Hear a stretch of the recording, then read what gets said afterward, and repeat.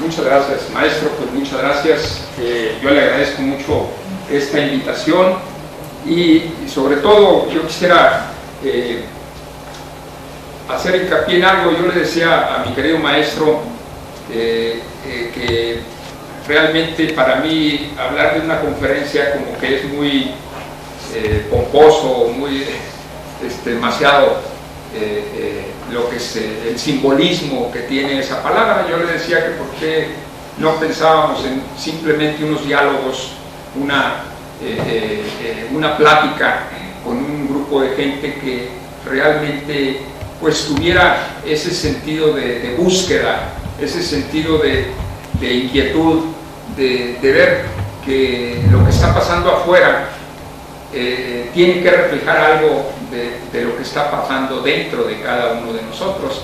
Entonces yo sí quisiera, abusando un poquito de la confianza, quitarle esa palabra de conferencia, ¿no? Creo que es, incluso yo le puse diálogos para que tuviéramos un poco más de acercamiento y pudiéramos estar más sobre la misma tierra, ¿no? Todos hemos recorrido el camino que la vida nos ha puesto a recorrer. No es ni más, no es ni menos, simplemente lo único que hemos hecho es decirle sí a la vida. Y pues luego realmente puse esta frase: la vida es gente sirviendo a gente. Entonces creo que todos en algunos momentos nos acompañamos, y en ese acompañamiento pues es donde surge precisamente el cómo apoyarnos el uno al otro, cómo compartir experiencias, que eso es lo que verdaderamente vale. Entonces, con esto les quiero decir que esto es lo que intento hacer. Yo les voy a exponer un poco de mis experiencias, de mis vivencias, de lo que he aprendido en el camino que me ha tocado vivir, pero sí quisiera aclararles algo que es muy importante. Estas son mis vivencias, son mis experiencias. Entonces, al momento de decirlas, estoy consciente de que para ustedes podrían traducirse en creencia. Y yo estoy en contra de las creencias. ¿Por qué? Porque nosotros, al aceptar una creencia, dejamos de buscar lo que es el fin de todo buscador, la verdad.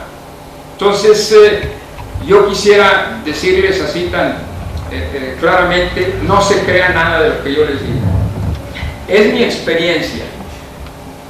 Cuando ustedes vivan algo de lo que puedan reflexionar con este diálogo, entonces sí, será una enseñanza en ustedes. Y ahí en fuera es una creencia. A veces eso es lo que sucede con los libros. Nosotros leemos los libros y es la experiencia de otro. Para que fuera nuestra propia experiencia tenemos que vivirlo. En la vida nosotros hablamos mucho de cambio personal, que eso es lo que la tecnología nos lleva a hacer: cuestionar nuestras creencias. Pero nadie cambia solamente con el conocimiento.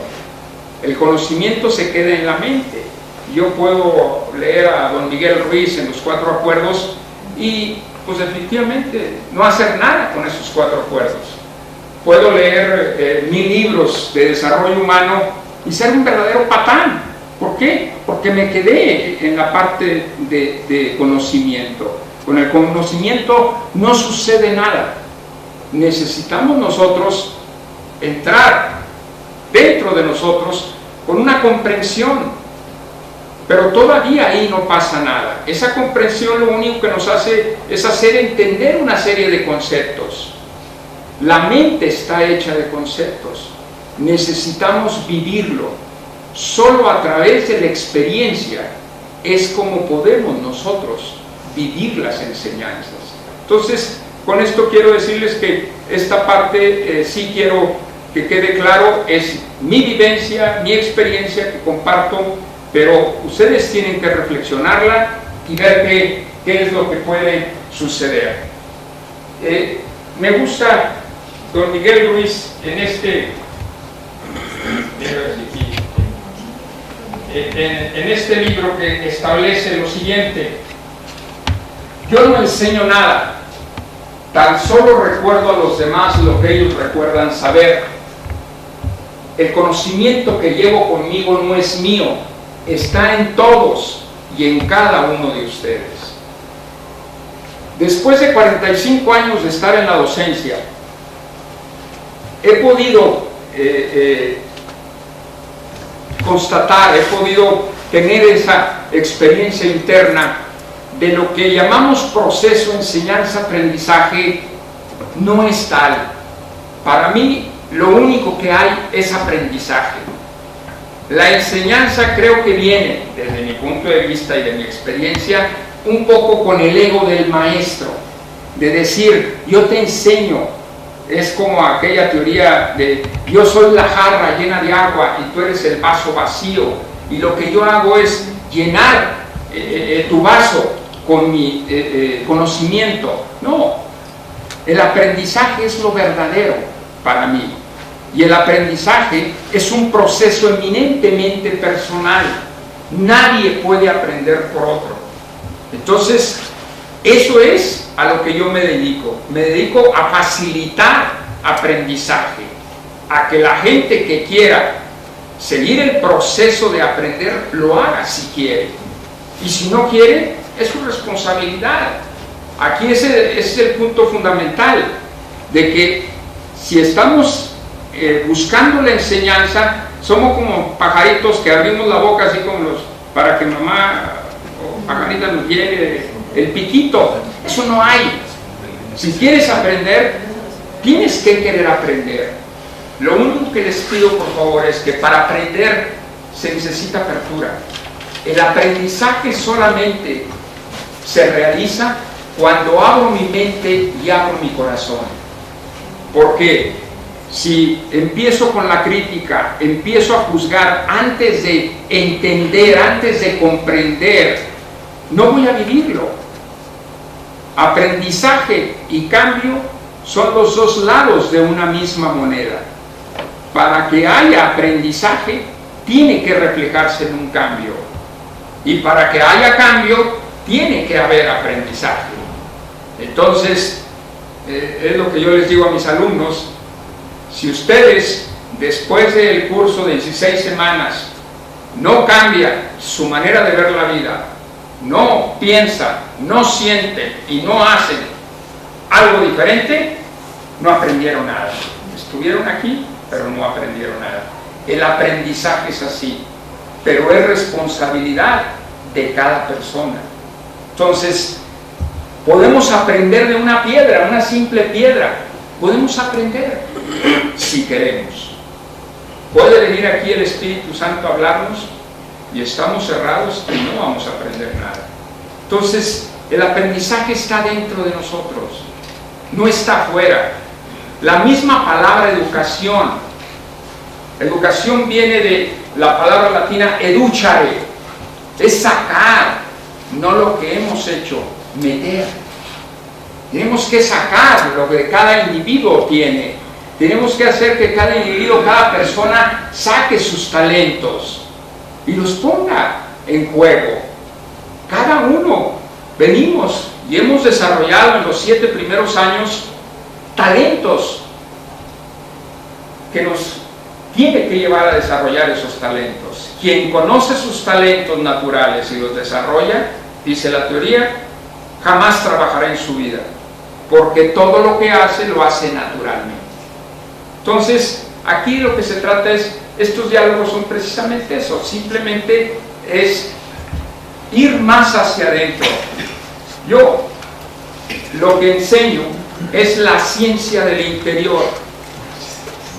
Toda la educación, incluso me atrevo a decir hasta las mismas religiones, van principalmente hacia afuera y se olvidan de lo más importante, ir hacia adentro de cada uno.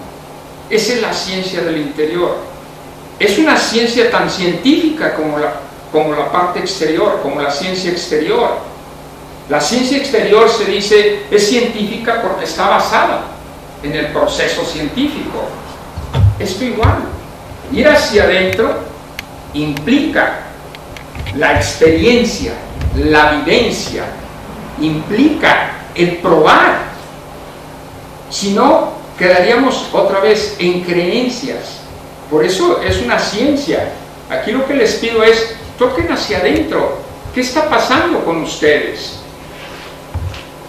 Esta reflexión que vamos a hacer, ¿qué les está diciendo a ustedes? Aquí les adelanto algo.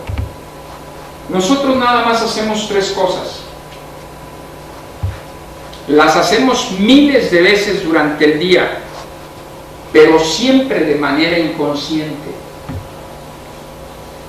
La inconsciencia nos domina. Lo hacemos todo en automático, como robots, como máquinas.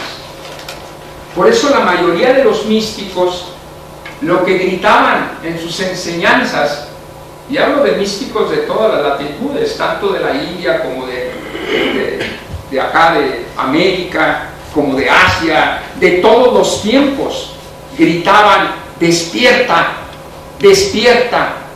Y otros gritaban: sé consciente, sé consciente.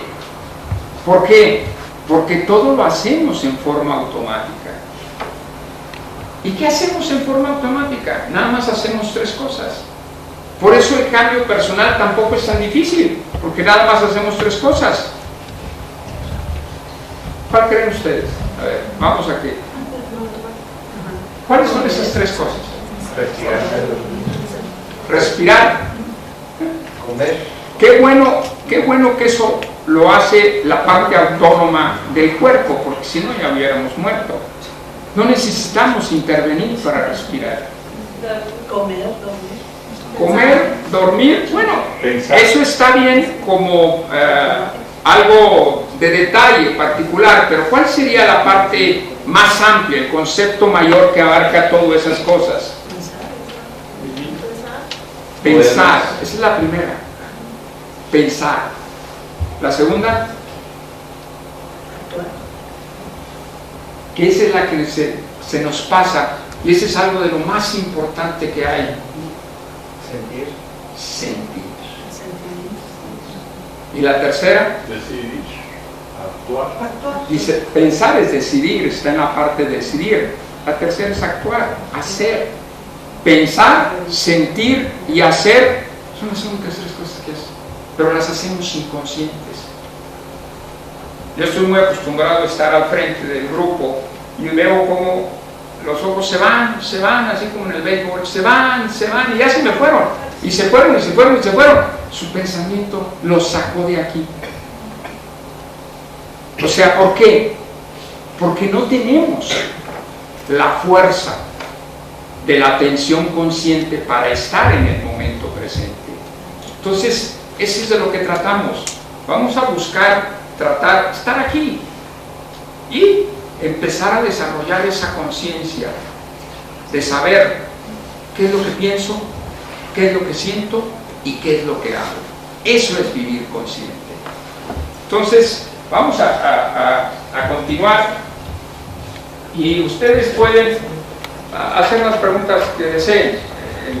En esto, pues esa es la esencia un poquito del diálogo.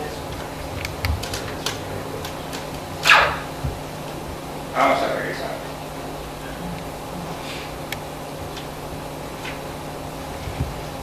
Hay una palabra que me ha gustado siempre iniciar desde hace muchos años, porque es una palabra que la verdad busco yo hacerla que sea parte importante. Es una palabra que en la India se usa mucho, más bien se usaba mucho, y cada vez la India se ha occidentalizado ya mucho. Realmente hablamos de las enseñanzas de la India, pero es de la India antigua, de la India de hace cientos de años y algunas cosas de hace miles de años. La India actual, como todo el mundo, se ha occidentalizado. Ahorita ya Oriente y Occidente ha quedado un poquito olvidado. Creo que todos, la tecnología es parte de la tecnología, ha hecho que esa división esa enseñanza, esa sabiduría milenaria se haya perdido. Ahorita todos vamos hacia la tecnología y han encontrado que la forma en que un país se desarrolla es a base de tecnología, no de enseñanzas antiguas. Entonces, lo que el Oriente fue hace muchos años, miles de años, pues se ha perdido definitivamente, y entonces es una de las cosas que desafortunadamente las enseñanzas a veces ya no se tratan tan abiertamente. Namaste es un saludo que se utiliza, les decía, en ciertos lugares todavía en la India, en ciertos ambientes, en ciertas, llaman ashrams, donde se trata de profundizar más en la parte interior. Yo hago la traducción de Namaste como saludo al ser interior que llevas dentro de mí, que es el mismo ser interior que llevo dentro de mí.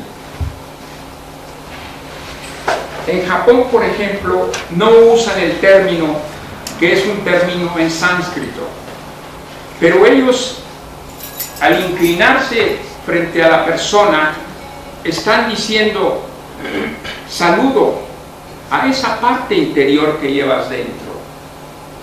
Sí. Aquí, si quieren, en la empresa, yo se los trato de traducir mucho a la gente de empresa como diciendo, me importas tú como persona. Y es esa parte interior, es a lo que yo hago esta reverencia. Entonces, esto es lo que quiere decir. El significado, como lo he encontrado yo, y es que yo encuentro las flechitas, es este. Es un término usado para honrar la luz interna y suele ser empleado como saludo, bendición. El significado ampliado de la palabra ha sido expuesto de la siguiente forma: honro en ti el lugar de amor, de verdad, de luz y de paz. Cuando tú estás dentro de ese lugar en ti y yo estoy dentro de ese lugar en mí, no somos dos, somos uno. Ahora, esto es sánscrito y pueden decir, esto es la India, pero yo me he encontrado que Jesús dijo, el Padre y yo somos uno. O sea, volvemos a tener ese mismo sentido, pero vamos con los maya. En maya, esta frase, Ilak Ek, significa, tú eres yo y yo soy tú. Si vamos con los toltecas, encontramos que los toltecas tenían dos conceptos, nahual y tonal, y ellos decían, todo lo visible y lo invisible viene de la misma fuente. A lo que quiero llegar es que en realidad lo que nos están diciendo es que todos somos uno. Pero yo quiero que nos vayamos por el lado científico. Yo soy científico, yo no hablo de cosas esotéricas, y a alguien le podría parecer esotérico. Vamos a las pruebas. ¿Qué es lo que hay en mí? ¿Qué hay en ti, en ti, en ti, en ti, en ti? ¿Qué hay en todos? No importa nacionalidad, no importa sexo, no importa edad, no importa raza. ¿Qué hay en ti, qué hay en mí? A lo que se están refiriendo estas frases. La potencia. ¿Perdón? Las No, emociones. Las emociones. El amor. Algunos lo tienen y otros no lo tienen, ¿eh? Algunos ese es su padecimiento, que no sienten amor ni saben tener amor. Amor es una parte del ser y nosotros lo traducimos como parte de la hacer. Por eso dice, voy a aprender a amar. No puedes aprender a amar. Todo lo que se puede aprender es parte del hacer, no del ser. Tenemos que tener esa distinción. Nosotros no tenemos distinción entre el hacer, el tener y el ser. Y a veces los manejamos iguales. No, hay cosas que son del ser y son únicas, como amar, como morir, nada más. Cada quien se va a morir y se va a morir solito. Tendría que hacer. Pero ¿qué hay en ti? ¿Qué hay en mí? El alma, el espíritu. El alma no quisiera yo entrar un poquito porque eso tiene un poquito de connotación con algunas gentes religiosas. No quisiera yo entrar por ahí porque no. Algunos dicen, no, yo no creo nada del alma, y entonces, caray, entonces ya no entró. Acuérdense, estamos hablando de experiencia. El subconsciente. Sentimientos. Algunos tienen Tenemos energía. ¿Mm? Energía. ¿Cómo se llama esa energía? ¿Cómo la llamamos? Voluntad puede ser. Pasión. ¿Cómo la llamamos? Luz. Materia. ¿Cómo la llamamos? Posición. Vida. Vida.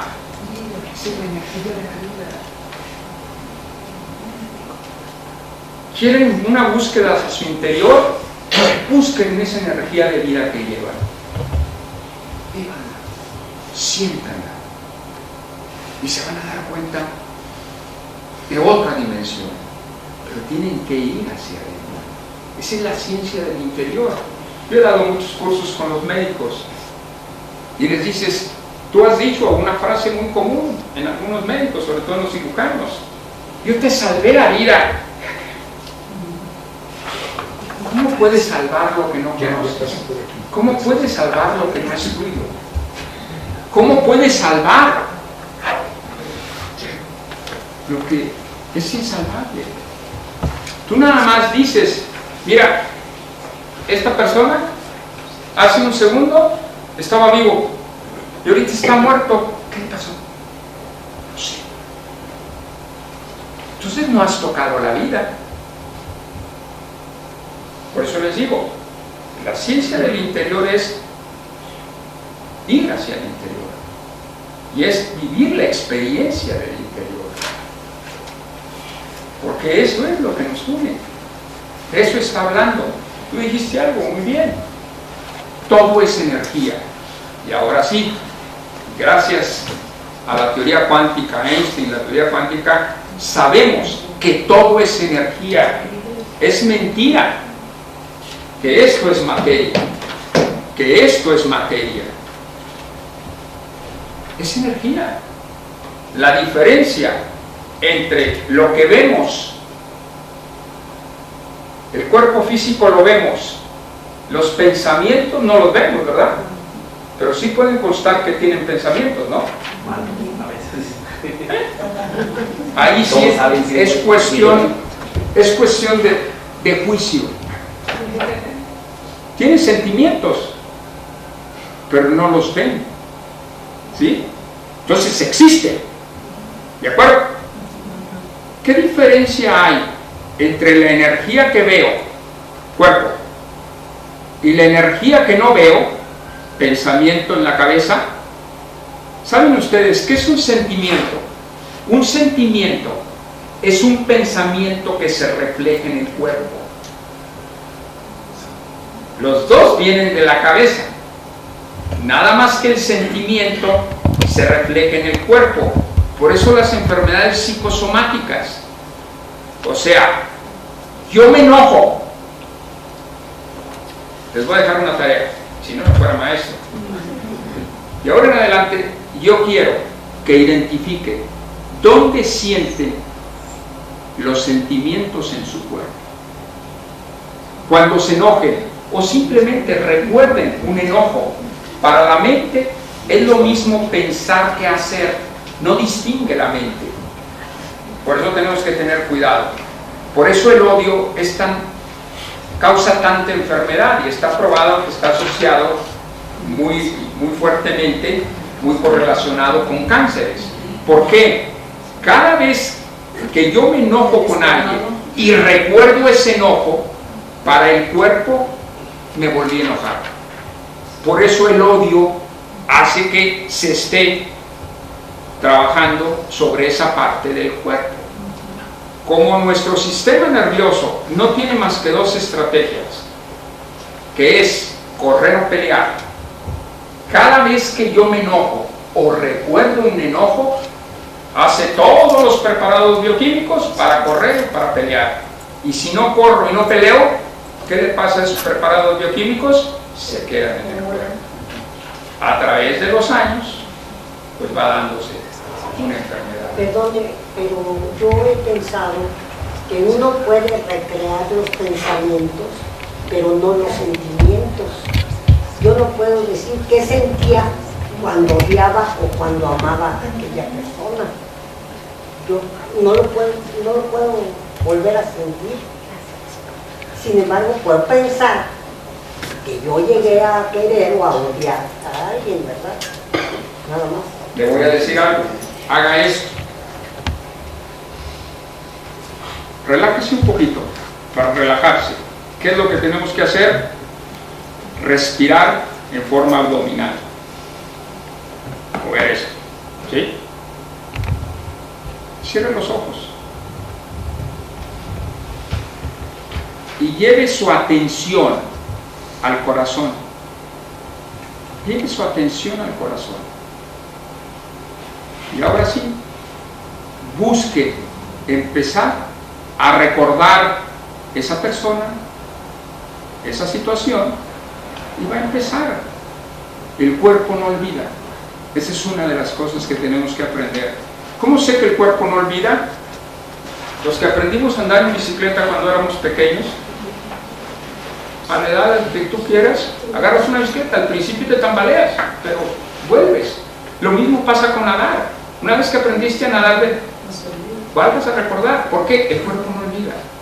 Y los sentimientos están ahí. Por eso golpean y golpean y golpean. Entonces hay que entrar ahí. Pero entrar es una práctica. Pero es más, nuestra memoria a largo plazo está formada por sentimientos. O sea, para poder recordar algo necesitamos pegarle en sentimientos. Ahí sí, también la mente tiene sus procesos de poner barreras para no recordar cosas que pueden hacer sufrir. O sea, un niño chiquito puede desaparecer una parte oscura de su niñez. ¿Por qué? Porque es una protección de la mente, que al final va a causar problemas, porque mientras esté ahí, esto va a querer salir, ¿no? Es la parte subconsciente o inconsciente.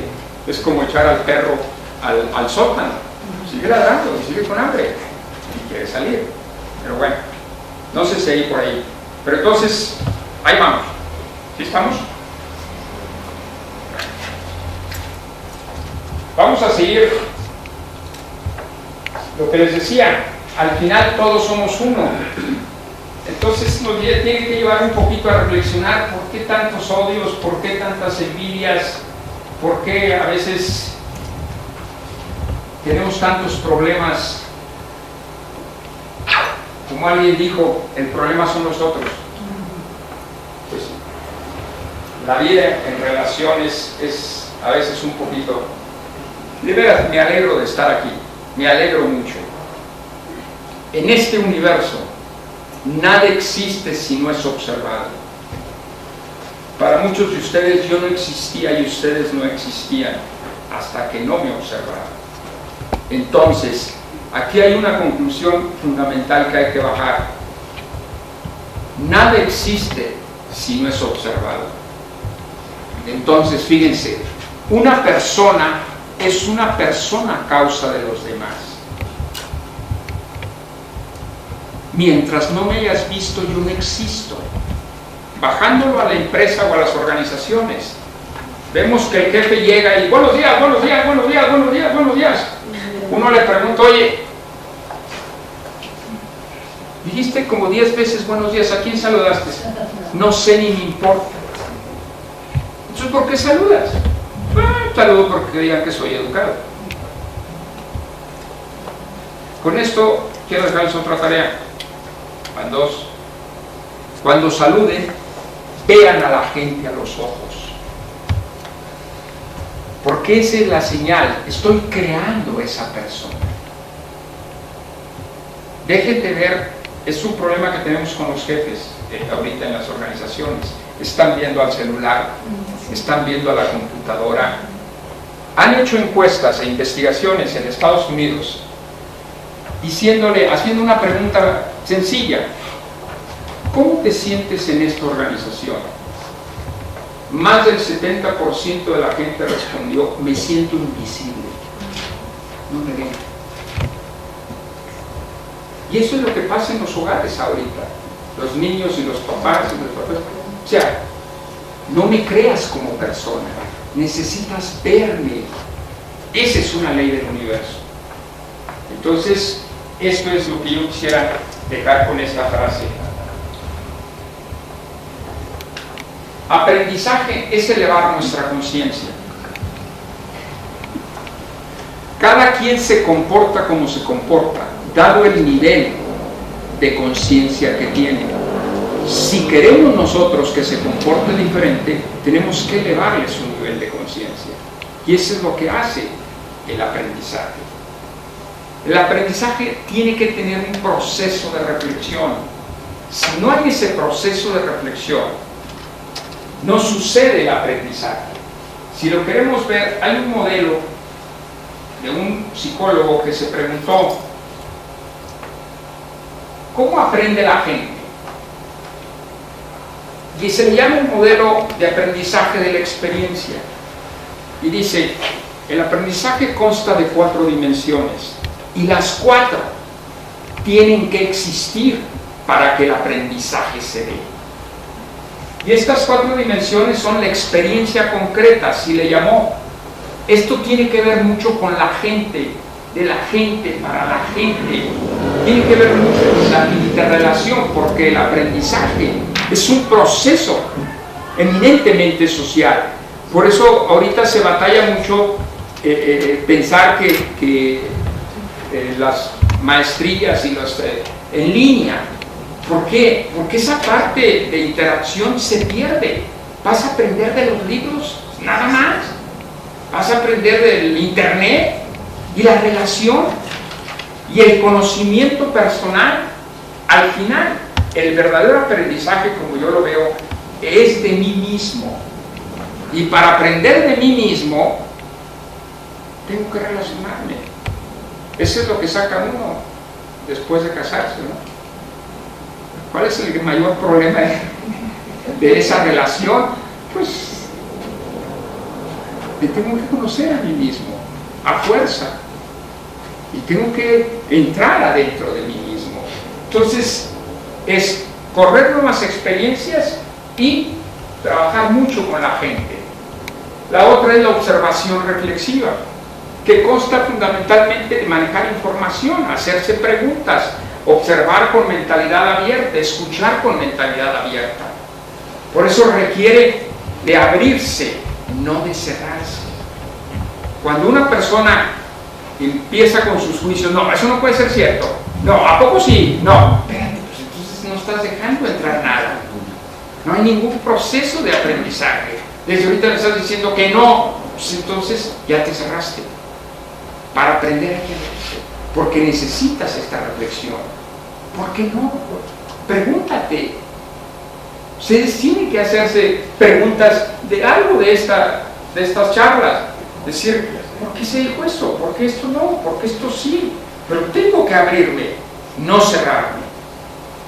La otra es, obviamente, una conceptualización que le llama David Cole, que es el psicólogo, conceptualización abstracta. Elaborar conceptos, teorías, ideas, conceptualmente. Y la última es la práctica. Hacer, hacer, hacer. Si lo vemos nosotros, esto es experiencia. Ir con la gente y experiencias nuevas. Esta es reflexión, es meterse dentro de uno mismo. Esto es pensar, que viene fundamentalmente a través de la lectura, y esto es hacer. Entonces, para mí, y lo que hago, yo trato de fundamentalmente facilitar aprendizaje a través de la reflexión para que eleven conciencia. Por eso para mí lo importante y lo que trabajo mucho es la reflexión, El problema está con la gente joven que tiene una cultura muy light. O sea, nunca han aprendido a reflexionar. ¿Por qué? Porque nacieron con Google ya en su etapa profesional. Entonces todos le preguntan, pues, ¿por qué tengo yo que meterme adentro y elaborar y trabajar acá adentro si ahí está Google? Explícale y te lo da. Entonces, la ciencia del interior requiere de una gran reflexión. Sin esa reflexión no se puede ir hacia adentro. Y muchos tienen miedo. ¿Por qué? Porque ¿qué encontrarán dentro? No hay problema. No van a encontrar al final nada. Entonces es cuestión nada más de perder el miedo y de pasar por el miedo. Entonces aquí es, caray, ¿cómo aprendes tú? ¿A qué le pones más énfasis? Hay muchos que aprenden haciendo, son los hacedores. Hay muchos que aprenden con la gente, son los que platican y platican y platican. Hay muchos serios que nada más están en su cabecita. Y hay muchos que están en los conceptos y en los libros. David Cole dice, los cuatro tienen que estar presentes. Yo baso mucho, la ciencia del interior requiere mucho de la reflexión.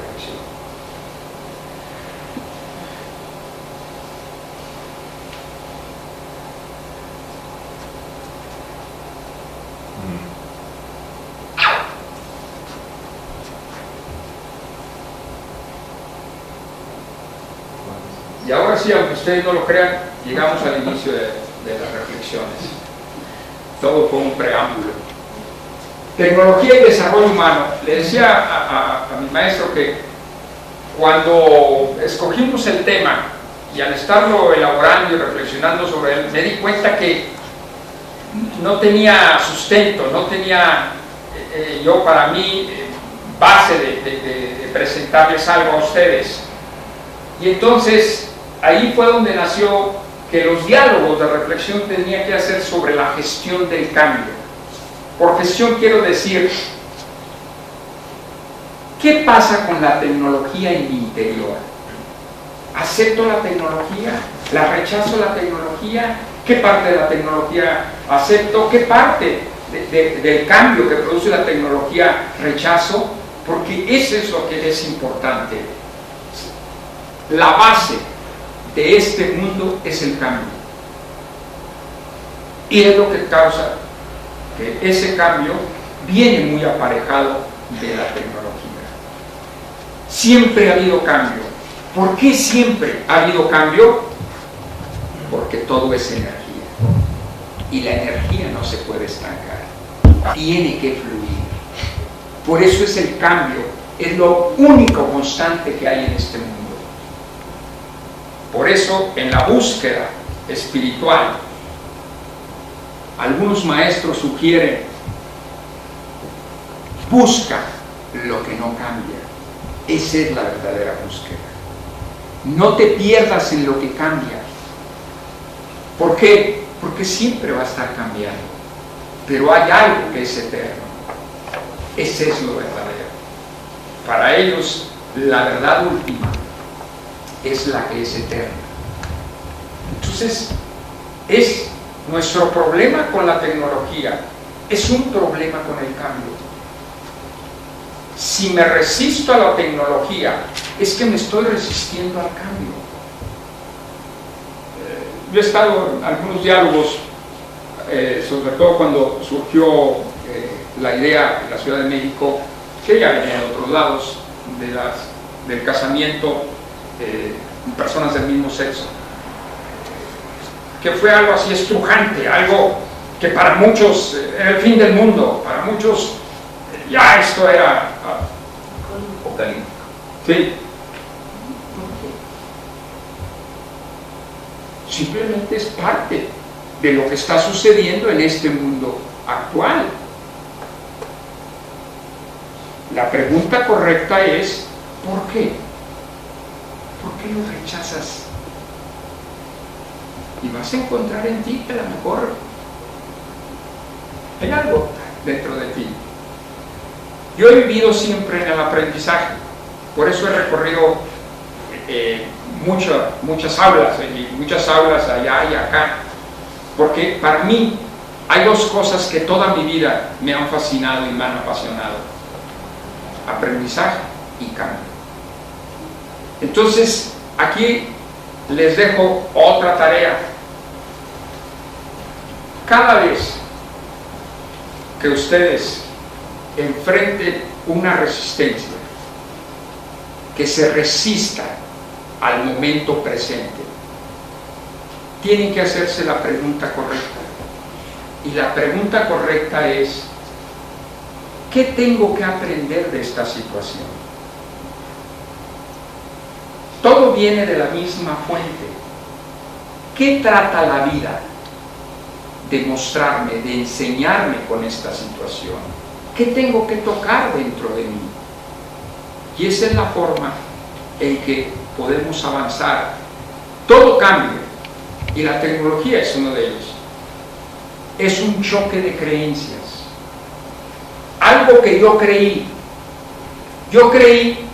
vamos a seguir con el ejemplo que les estoy dando, yo creí siempre que el matrimonio era entre un hombre y una mujer. Esa es una creencia.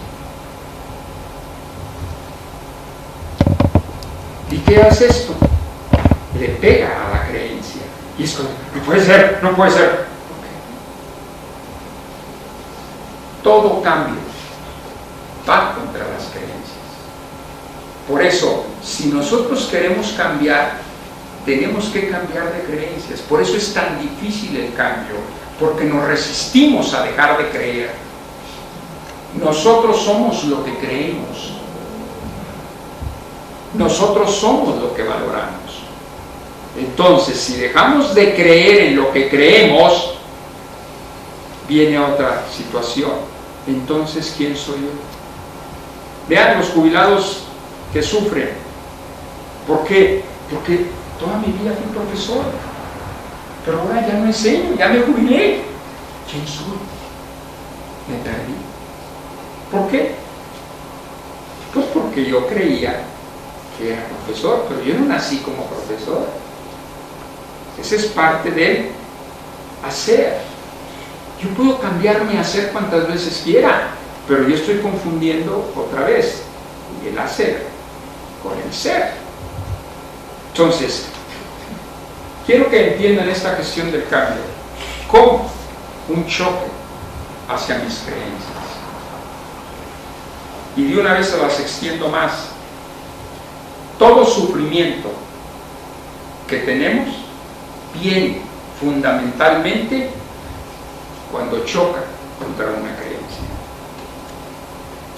En esto de la gestión del cambio que usted se refiere ahora que estamos viendo de los hombres, dos hombres, ¿quién instituyó la institución del matrimonio? ¿Y quién es hombre y mujer? ¿Quién es hombre y mujer? Son cambios que no van con la moral. No podemos aceptarlo ahora el cambio así fácil. En este mundo no es nuestro esto, de lo que soy, decirlo así. el casamiento simplemente no está afectando lo hombre y lo de mujer, simplemente es como quién vive con quién.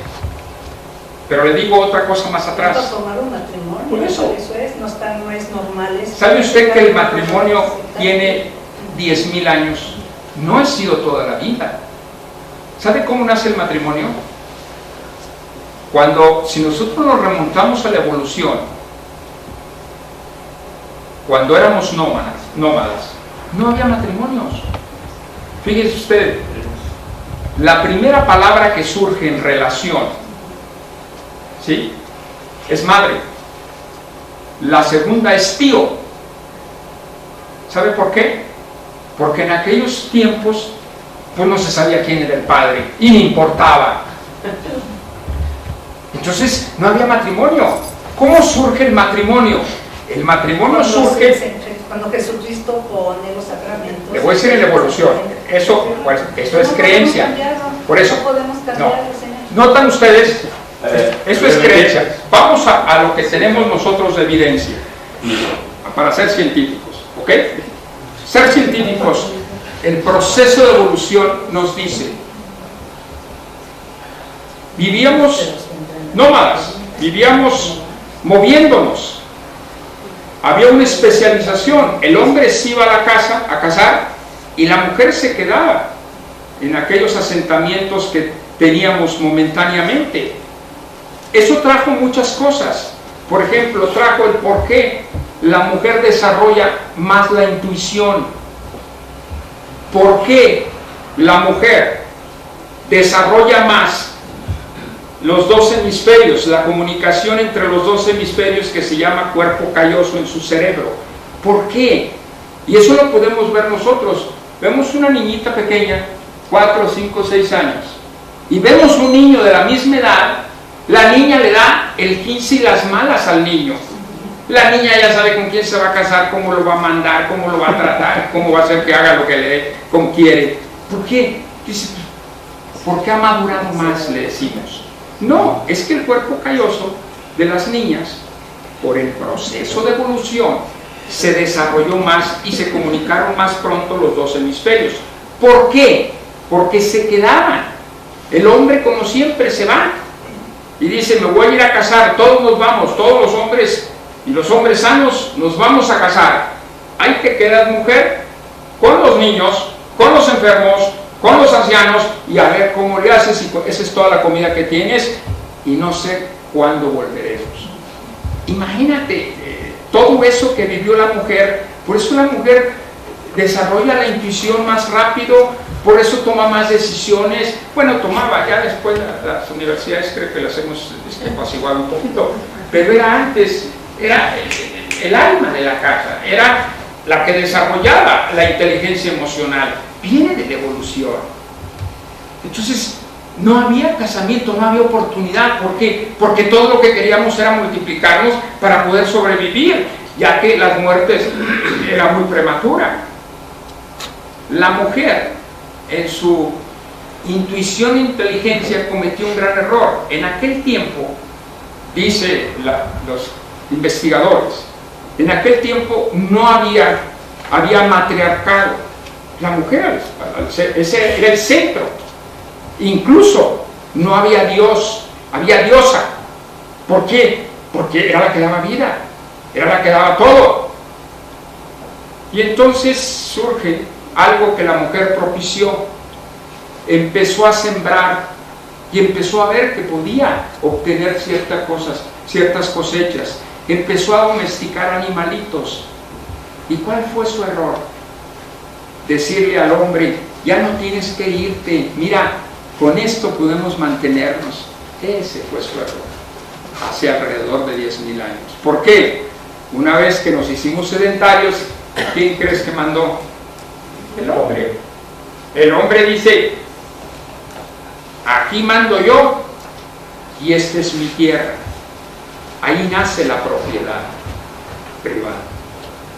Y cuando dice, esta es mi tierra, también dice, esta es mi mujer.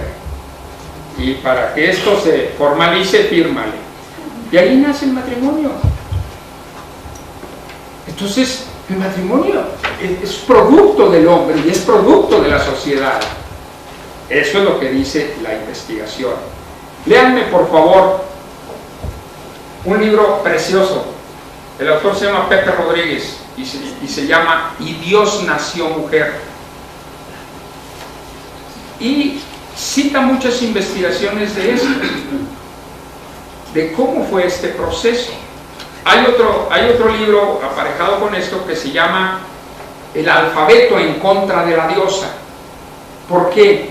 Porque no saben ustedes, viendo en la investigación que se hace, todos los circo, maroma y teatro que se tuvo que hacer para convertir la diosa en Dios. Porque cuando el hombre llegó a la cumbre dijo, ¿cómo que va a ser diosa? Si tiene que ser Dios. Y es masculino, no femenino. Todo es un proceso. No digo que es verdad, acuérdense. Ni que es verdad, ni que es mentira. Reflexionen ustedes, vean lo que existe y luego, si no es creencia. Eso yo les dije, yo voy contra creencias. Quiero la evidencia. Y la evidencia es la investigación. ¿Ok? No les digo si es cierto o no es cierto. Independientemente del proceso de desarrollo de lo que fue un matrimonio, como se generó ancestralmente, hace todavía 2000 años antes de Cristo, la convivencia entre varones y entre mujeres era lo normal, ¿verdad? Tenemos ahí dos escritos muy específicos, diálogos platónicos, que trata más que nada de Sócrates. Hay uno que se llama del amor y otro que es de la amistad. Uno es del amor es el banquete, y del amor y el otro es la amistad, y ahí nos refleja más o menos la idea que Platón vino a hacer, el amor platónico vino a generar, a renovar esa idea de lo que era el amor, y empezó a hacerse una diferencia entre los sexos, pero en realidad parece ser que antes no era muy marcado. Lo único que les quiero agregar para terminar esto y que reflexionen: en este mundo todo viene en dualidad, hombre, mujer, día, noche, arriba, abajo, adentro, afuera, todo es dualidad. ¿Por qué? Porque la mente es dualidad. Entonces, este mundo es así, todo viene en dualidad. Cuando nace el amor, automáticamente nace el desamor. Cuando nace la amistad, automáticamente nace la traición. El problema es que nosotros, dicen en el Oriente, la enfermedad que tienen los occidentales es aristotelitis. Siguen la lógica aristotélica, creyendo que como el pensamiento es una línea recta, la vida es una vida recta, una línea recta. No. Nace, te enamoras, pues nace el odio o el desamor automáticamente. ¿Por qué? Porque solo los enamorados pueden desenamorarse, ¿no? Empiezas con un amigo, automáticamente nace la traición. ¿Por qué? Porque solo un amigo se puede traicionar. El problema es que nosotros queremos la línea del amor, de la amistad, no, todo da origen al otro porque todo es dual. Tenemos que reconocer eso. Por eso es tan difícil llevar una vida virtuosa, porque en el momento que nace una virtud, pues nace un pecado. En el momento que hablamos del bien, nace el mal. Uno le da nacimiento al otro. Por eso hombre y mujer, energía masculina y femenina, positivo y negativo. No puede haber nada más positivo, no puede haber nada negativo, nada más. Tiene que haber los dos. Entonces, lo bueno es que con esto dieron una probadita. Aquí es lo que tenemos que ver cuando hablamos de tecnología y desarrollo humano, lo que sucede en mí, lo que tengo que aprender de mí cuando eso sucede, cuando el cambio sucede. Hay muchos que están en contra del celular, hay gente que no acepta el celular y no lo carga el celular y no lo usa el celular. ¿Qué pasa en ti? La inteligencia emocional habla solamente de dos sentimientos: miedo y amor. Todos los sentimientos negativos tienen como origen el miedo. Todos los sentimientos positivos tienen como origen el amor. En el cambio, eso es lo más fundamental. ¿A qué le tienes miedo? ¿Qué sucede? Entonces, en la resistencia y en la gestión del cambio, cuando se resistan al cambio, tienen que ir hacia su interior. ¿A qué le tengo miedo? ¿Cuál es mi temor? Y a ver qué sucede. ¿Por qué? Porque es una pregunta, otra pregunta fundamental. Si ustedes ven, todo hago con preguntas. ¿Por qué? Porque ese es el proceso de reflexión, hacerme preguntas.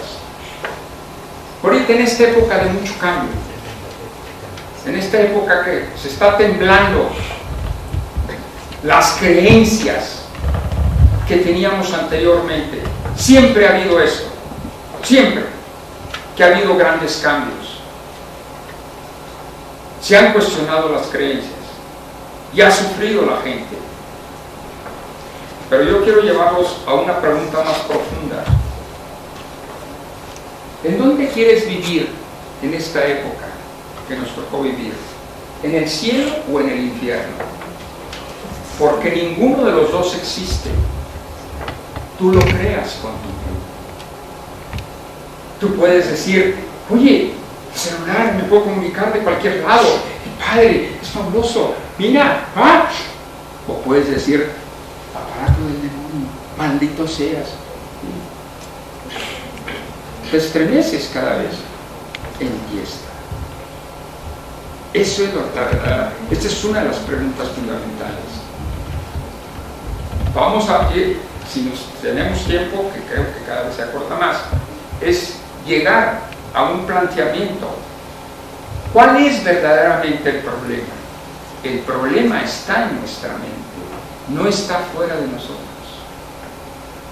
Todo esto del cambio es como yo lo interprete. ¿Y cómo lo interpreto? De acuerdo a mi mapa mental, ese que desarrollé en las primeras etapas de mi vida, eso que la cultura me dio. Ahorita estoy trabajando y estudiando un poco más el sentido o la medicina mente-cuerpo, y hay un autor, Mario Martínez, que ha hecho mucha investigación, y en esas investigaciones establece cómo la enfermedad es fundamentalmente producto o forma parte, el origen de la cultura que vive la persona. Y entonces hace mucha investigación en diferentes países, y entonces dice, ¿qué se cree de algo? Lo incorporas y ese conocimiento se transforma en tu biología. Por ejemplo, si tu cultura te dice hay que sufrir para merecer, la vida es sufrimiento, pues vas a tener una vida de sufrimiento que a lo mejor degenera en que tú tengas azúcar, por ejemplo, esa tensión, ese miedo, estar siempre preparado para correr y pelear, pues obviamente va a hacer que ese miedo te prepare para correr y pelear. ¿Qué haces para correr y pelear? Uno, las extremidades inferiores y superiores necesitan energía. Entonces lo que haces tú es, no importa que tengas comida, por ejemplo, es una de las cosas que se sufre. Si tú tienes comida, esa tiene prioridad, pero si te enfrentas a correr o pelear, la sangre se deja de ir al estómago y se va a las extremidades. ¿Qué necesitas para correr y pelear? Energía. ¿Cómo se genera la energía? Con azúcar. Entonces empieza a generarse mucho azúcar en el cuerpo para correr y pelear. Cuando ni corres ni peleas, el páncreas tiene que aventar insulina como loco. Y si estás constantemente con miedo, queriendo correr y pelear, pues vas a generar que el páncreas pierda la carrera. Ya no alcanza a producir la insulina necesaria para neutralizar el azúcar. Y entonces, pues te queda mucho azúcar en la sangre. Es un proceso. Pero entonces, ¿de dónde agarraste ese miedo? ¿De dónde agarraste esa resistencia? ¿De dónde agarraste esa creencia de que hay que sufrir? ¿Por qué? Pues porque mientras tengas esa creencia vas a buscar sufrir. Hasta dices, ese día no he sufrido, pégame, dame una... necesito sufrir, porque si no, me va el día. Es eso, y viene otra vez, esa filosofía de nosotros ha creado. Y él ha estudiado muchas culturas para llegar a la siguiente conclusión. Dice, los sentimientos que la mayoría de las culturas que él ha estudiado, que han sido muchas, son los mismos: culpa, traición, abandono, vergüenza. Esos son los que la mayoría de las culturas tienen, y eso es creado precisamente por la cultura. Entonces, eso es lo que estoy diciendo aquí. Tenemos que empezar a ser responsables de nosotros mismos. La vida es actitud. ¿Qué es actitud? La forma de tomar las cosas, la forma de entender las cosas. ¿La forma de qué? De ver las cosas que suceden.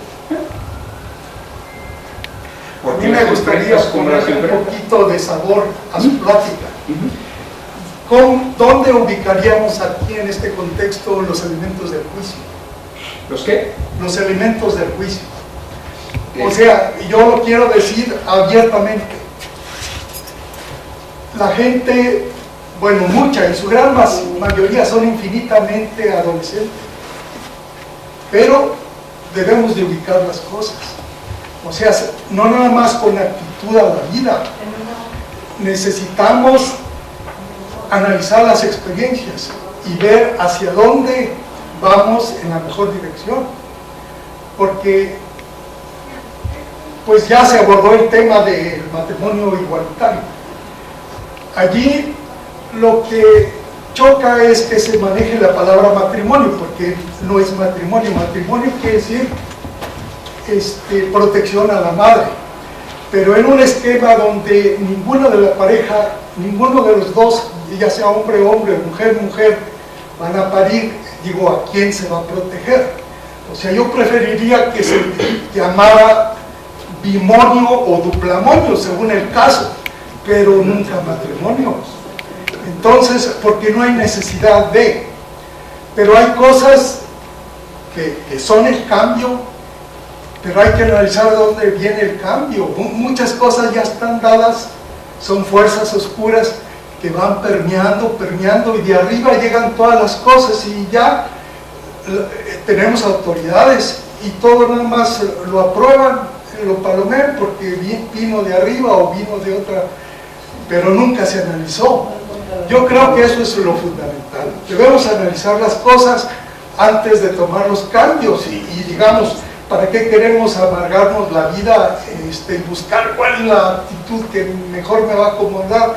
Yo pienso que debemos aplicar elementos del juicio y debemos decir esto sí procede, esto no procede. Estoy totalmente de acuerdo, siempre y cuando tenga control sobre eso. ¿Por qué? ¿Qué dices tú? Mi ámbito en el que yo tengo posibilidades de actuar es este. Yo soy responsable de mí mismo. Entonces yo puedo ser responsable de lo que pienso, y ahí va, yo lo canalizo, de lo que siento y de lo que hago. Pero nada más. Yo no soy responsable de ti. Entonces ahí es donde tenemos que darnos cuenta. Cada uno es responsable de uno mismo. Nada más. Si nos echamos a cuestas el ser responsable de los demás, digo, ¿quieres vivir en el infierno? Pues vívelo, porque pues, tú no puedes ser responsable de la felicidad de otros, así sea la mujer con la que vives o los hijos que tienes, porque cada quien es responsable de sus sentimientos. Fíjense, cuando yo dije pensar, sentir y hacer, quiere decir que todo viene de un pensamiento. De un pensamiento le sigue un sentimiento y de un sentimiento le sigue una conducta. Por eso, cuando hablamos de proceso de cambio, no puede haber cambios en la conducta, porque la conducta es un resultado. ¿De dónde viene la conducta? De lo que sientes. ¿De dónde viene lo que sientes? De lo que piensas. Y ahora la pregunta verdadera, ¿qué es lo que habla de actitud? Ahí es donde yo iba a caer en actitud. ¿De dónde viene lo que pensamos? De nuestras creencias. De nuestras creencias y de nuestros valores. Perdón, en ocasiones las creencias ni siquiera tienen un fundamento. A veces son ¿Qué es una creencia? Vamos a empezar otra vez, vamos a ser conceptuales.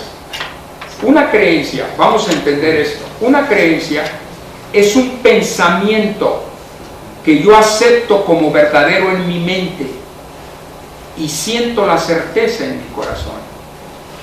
Entonces, mientras yo crea que eso es cierto, pues para mí va a ser la ley. Sí, perdón. Ahora que entramos aquí al auditorio, no nos checaban el pelo. Y cuando estamos en la escuela, pedimos a los chicos que siempre lleven pelo corto, porque estamos preparando para el futuro, pero en el futuro no nos piden eso. Entonces, yo le comentaba a un director, ¿de dónde viene eso?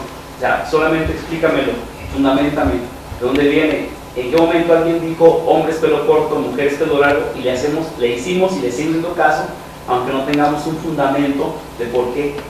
Si vamos ¿Esa es una creencia? Sí, si vamos a la época prehispánica, nuestro maíz tenía el pelo largo. Eso es una creencia. ¿Y cuál es entonces el fundamento que tienes para obligar o someter al adolescente a traer un pelo corto? Porque me dice, para prepararlo para la vida, sí, pero en la universidad no los veo de pelo corto ni que se los exijan. Ni en las fábricas, ni en los espacios en los que estamos ahorita, no nos piden el pelo corto. Entonces es una manera de someter, yo como autoridad, aunque no tengo ningún fundamento para exigirte eso. Pero yo lo que quiero, esa es una creencia. ¿Sí lo entienden ahora? Esa es una creencia en acción. O sea, no tengo ningún fundamento, ¿no? Simplemente lo creo. Cada vez que decimos lo creo, es una creencia. Por eso, dame hechos. Si tú me relacionas el pelo con el éxito de esa persona, pero científicamente, pues entonces que se peleen todos a rapa. Pero si no me lo relacionas, es una creencia. Eso es lo que tenemos nosotros. Creencias que rigen nuestra vida. Y eso es lo que hace la sociedad. La sociedad y las instituciones sociales quieren controlarnos. ¿Con qué nos controlan? A través de creencias. Todo lo que le llamamos tradición, ¿qué son las tradiciones? Son creencias aceptadas. Vean los pueblos indígenas del sur. Vean cómo viven y cómo viven las mujeres, porque es una tradición. ¿Sí? Entonces, eso es de lo que estamos hablando. Tu actitud es tus creencias y valores con lo que vives tu vida. Por eso los psicólogos hacen un trabajo muy fácil. ¿Sufres? Pues cambia de creencias. Vente para acá. ¿Sufres acá? Pues cambia de creencias. ¿Por qué? Porque son tu filosofía de vida. La filosofía es el conjunto de creencias y valores que determinan lo que crees de la vida. Pero eso no es cierto. ¿Es cierto? ¿Por qué? Pues porque tal vez eso te dijeron. La vida es sufrimiento, la vida es sufrimiento. Bueno, pues ¿qué traes aquí? Este es un programa, esta es una computadora. Y esta es una computadora que tiene programas. El Windows de la mente es tu sistema de creencias. Esta computadora trabaja porque tiene un sistema operativo que se llama Windows. Por eso el que creó ese sistema operativo, Windows, Bill Gates, por mucho tiempo fue el hombre más rico del mundo. ¿Por qué? Porque el 90% de las computadoras en el mundo traen Windows. Bueno, ese Windows lo que hace es que programas funcionales como este, que es el PowerPoint de Office, que es el mismo de Windows, pero funcionen. Ahora sí, ¿cuál es el Windows de la mente? Es tu sistema de creencias. Con eso interpretas el mundo. Tenemos que entender algo, y tú lo estás sacando a colación. Nosotros no vemos la realidad, la interpretamos con nuestra mente. ¿Y cuál es la base de la interpretación? Tu sistema de creencias. Si tú naciste en el África, tienes una serie de creencias con las que interpretas los sucesos, los eventos. Si tú naciste en Japón, tienes el mismo evento, lo interpretas diferente, porque tus creencias son diferentes, pero ninguna es verdadera. Por eso, esa interpretación tenemos que darnos cuenta. Por eso en la comunicación es tan difícil, porque todo es interpretado, nada es real, pero nosotros decimos, esta es la verdad. como tú dices de tu director. Perdón, Creo que todas las religiones dicen eso, exactamente eso. Esto es lo que dijo Dios. Ay, por favor, cuando les habló. Aquí yo no quise llegar a eso, pero fue más valiente que yo. Hemos notado en la religión católica y la cristiana ante un deceso. La católica llora y la cristiana aplaude. Y ese católico, si antes de que le fallezca un familiar se cambia a la cristiana, en lugar de sufrir, va a gozar. Sí, su sistema de creencias. Pero notas. No goza. ¿Qué cambiaste? Toma de otra manera. Notas. Sus creencias. ¿Qué cambian tus creencias? Sus creencias son. Por eso, ahí es donde yo quiero. La vida es actitud. Estás sufriendo, detrás de cada sufrimiento, eso es lo que les quiero dejar de tarea, detrás de cada sufrimiento hay una creencia. Busquen la creencia que les hace sufrir lo que están sufriendo. ¿Por qué? Porque si no van a esa creencia, no cambian. Por eso es lo difícil del cambio. Yo tengo que ir hacia adentro para cambiar esa creencia. Cada vez, les voy a dar otra idea. Cada vez que yo digo, debo, tengo, hubiera, así debe ser, hay creencias atrás. Es como yo encuentro mis creencias. Debo levantarme temprano los domingos. Y bueno, dice, ¿por qué? Es que tengo que levantarme temprano. ¿Por qué? Hay una creencia. Es lo que me enseñó el padre que me crió. Que levantarse los domingos es cuando más se puede trabajar. Nacemos con un cerebro, pero nacemos sin mente. La mente es creada por todos los que nos rodean. Y el programa central de esa mente es las creencias que nos incrustan. Por eso esta mente que tenemos no es nuestra, es de la gente que nos rodea. Por eso cuando empieza uno a trabajar su interior, uno tiene que pensar, a ver, en este caso, esa es cierta, así me lo dijo el padre que me crió, tienes que levantar temprano. Él tenía para mí los domingos. Uno, tienes que levantar temprano, y teníamos un rancho. Los animales comen primero que nosotros. O sea, hay que darles la comida primero y luego vienes a desayunar. Aquí está. Ya después de grande, pues tenía yo, bueno, la mujer que vivía pues tenía problemas porque dice, no, los domingos, es que tengo, hasta que dije, de veras, ¿por qué tengo? Vas hacia adentro hasta que encuentras la vocecita esa.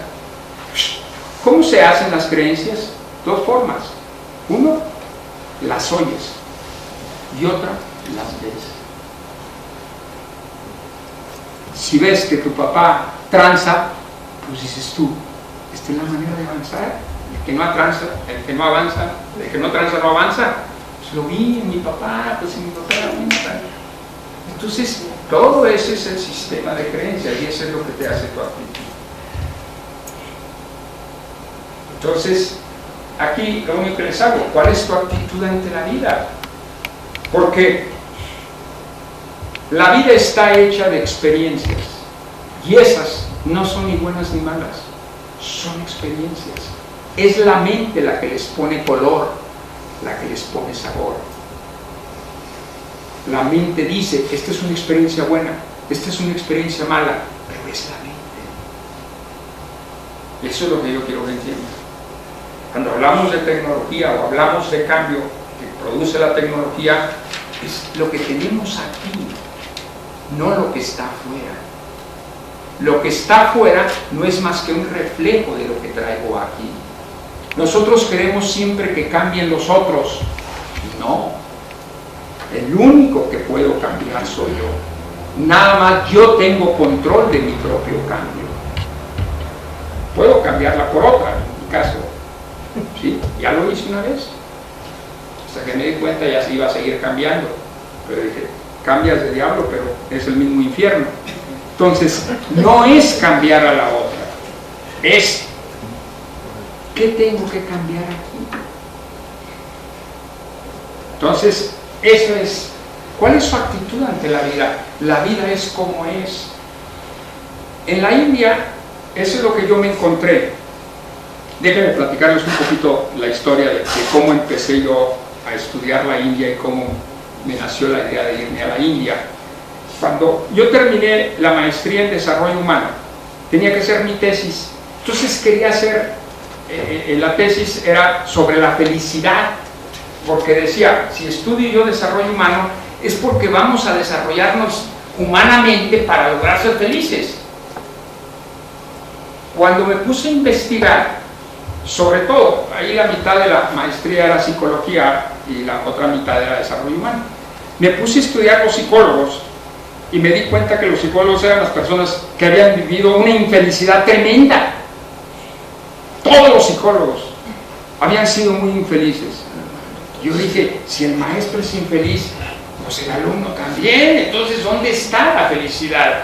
Entonces, cuando me puse a investigar, no pude encontrar una gente que pudiera decir que era feliz. Entonces, para no hacer el cuento largo, la maestría la dejé sin título porque no hice la tesis, porque tuve un encuentro ahí con los asesores en que ellos no aceptaban. Entonces ellos seguían insistiendo y dije, pruébenmelo. Si no me lo prueban, no puedo avanzar. Y entonces en mí nació la idea, entonces esto de ser feliz y esto de la búsqueda no es cierto. ¿Qué sucede? Que nos hemos engañado. Y fue donde caí en la India con gente que vivía en un gozo permanente.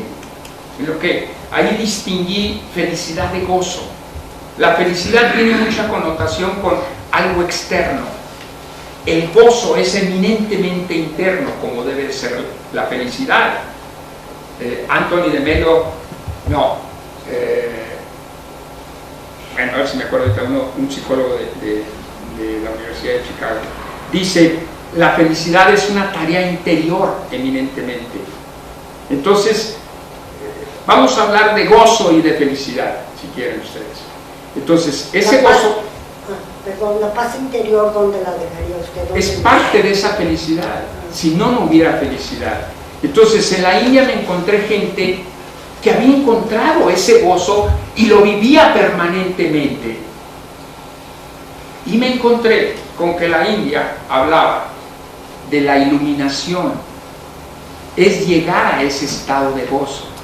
Entonces dije, ahora sí entiendo, el sentido de la vida en la India es buscar esa iluminación para llegar a ese estado de gozo. Entonces ahí es donde me di cuenta que obviamente tenemos que buscar otro sentido de vida. ¿Por qué? Porque la felicidad es esa tarea interior. Desafortunadamente nuestra cultura, las creencias, tienen mucho que ver con el exterior. Hay aquel padre que dice, yo soy responsable de la felicidad de mis hijos, fue infeliz toda la vida, porque no puedes echar nada, no puedes hacer eso. Entonces, aquí lo que les quiero llevar es, somos responsables de nuestros sentimientos. Pensamiento, sentimiento y hacer, va en medio del sentimiento. Yo tengo que ser responsable de mis sentimientos. Nadie puede crear en mis sentimientos si yo no lo permito. Nosotros tenemos la creencia de que los sentimientos pueden ser provocados por los demás y decimos, tú me haces enojar, tú me haces sufrir, tú me haces infeliz. Esa es una creencia. ¿Por qué? Porque todo sentimiento viene de un pensamiento y todo pensamiento viene de una creencia. No me puedo meter en ti a crear una creencia. Tú te enojas porque hay enojo en ti. Tú te aburres porque hay aburrimiento dentro de ti. Si no, no lo tuvieras. Yo no soy culpable. Entonces tienes que ir otra vez hacia tu interior. Por eso tenemos que ser responsables. El desarrollo personal y el desarrollo humano empieza donde el inculpar termina. En la medida que echemos la culpa hacia afuera y hacia los demás, nunca vamos a tener un crecimiento y un desarrollo personal. Por eso dice, tienes que cortarte el dedo de la culpa. ¿Por qué? Si tú tienes culpa de que yo me enoje, ¿quién es el que debe cambiar, él o yo? Tú tienes la culpa. Yo. Tú. Por si no hicieras lo que haces, yo no me enojara, pues cambia tú. Yo soy el que tengo que cambiar, porque yo soy el que me enojo. La pregunta es, ¿por qué me enoja eso que haces? ¿Qué hay en mí? ¿Qué se mueve en mí? ¿Qué hay dentro de mí? Que eso me provoque enojo. Es hacia adentro otra vez. Es hacia adentro otra vez. Por eso dicen, el inculpar es evasión de responsabilidad. Mientras yo te culpo a ti, estoy evadiendo la responsabilidad que tengo yo de ser dueño de mis sentimientos. Entonces, ese es lo que yo quiero que piensen aquí. ¿Cuál es tu actitud ante la vida? ¿Cuál es tu actitud ante la tecnología? ¿Tienes retos? Sí. Ahorita, por ejemplo, la robótica está avanzando a pasos gigantescos y está barriendo compuestos, ¿sí? Porque tu responsabilidad es mantenerte, como dicen los españoles, empleable. Ellos tienen un término que acuñaron nuevo, empleable. ¿Qué quiere decir empleable para ellos?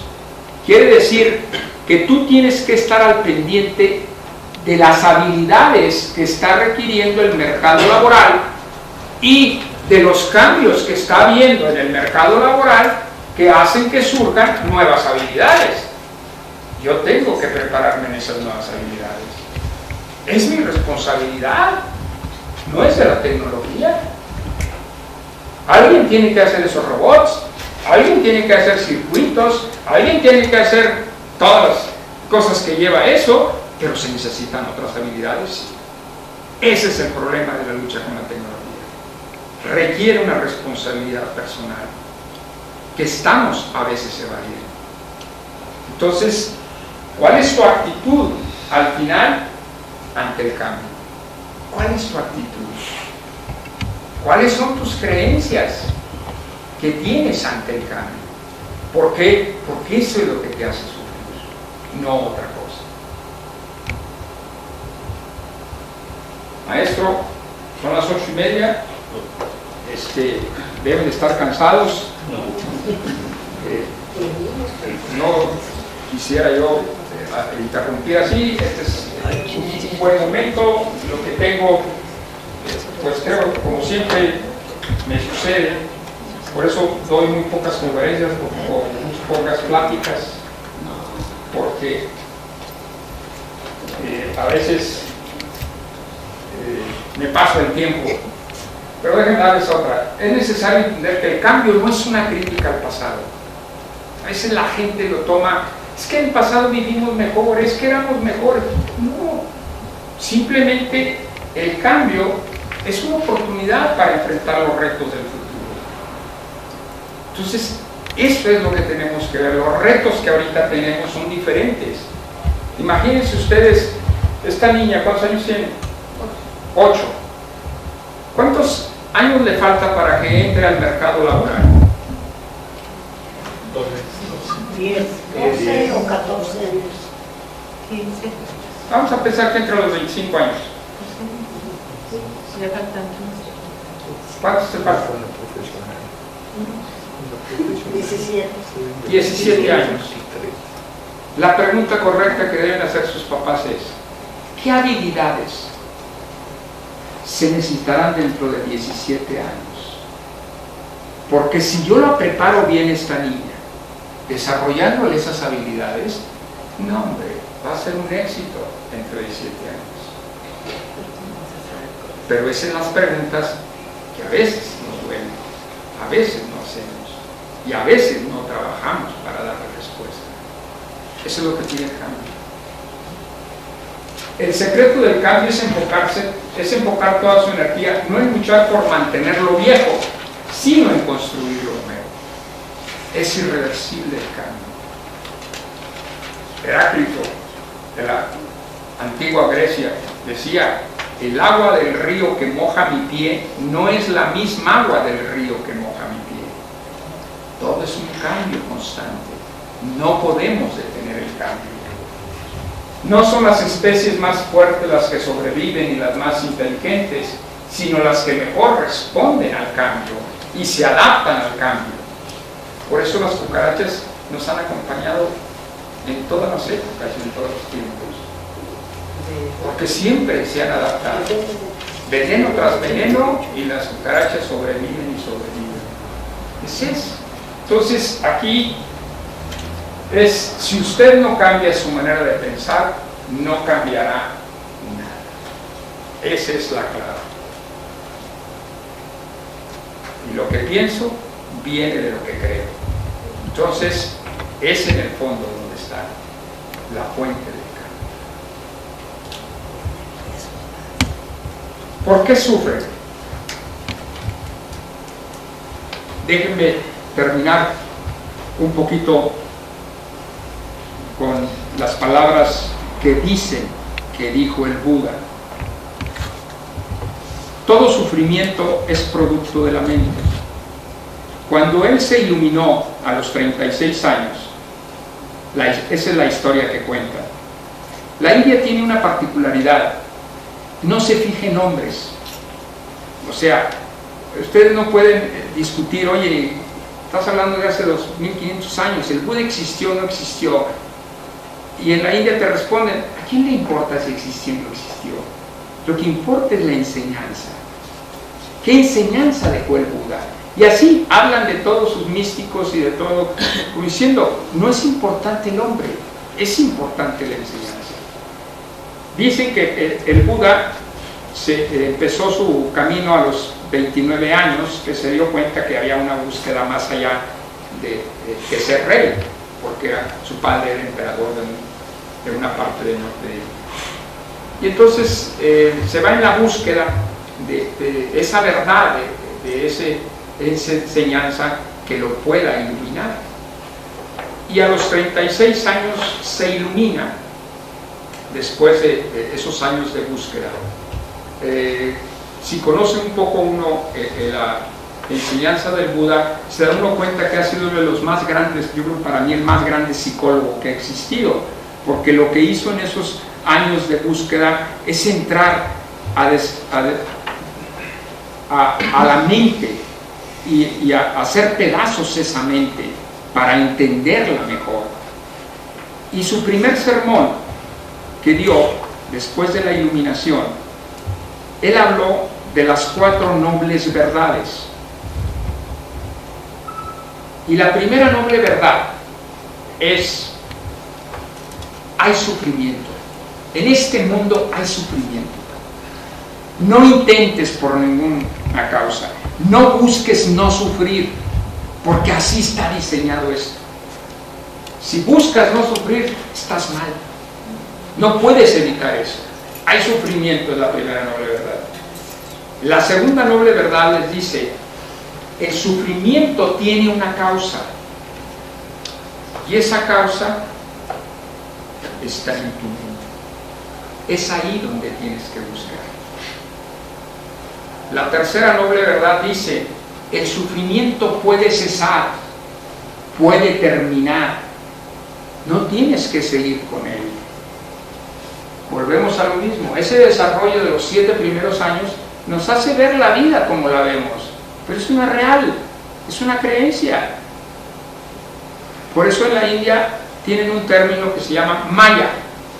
Es una ilusión. Maya es ilusión.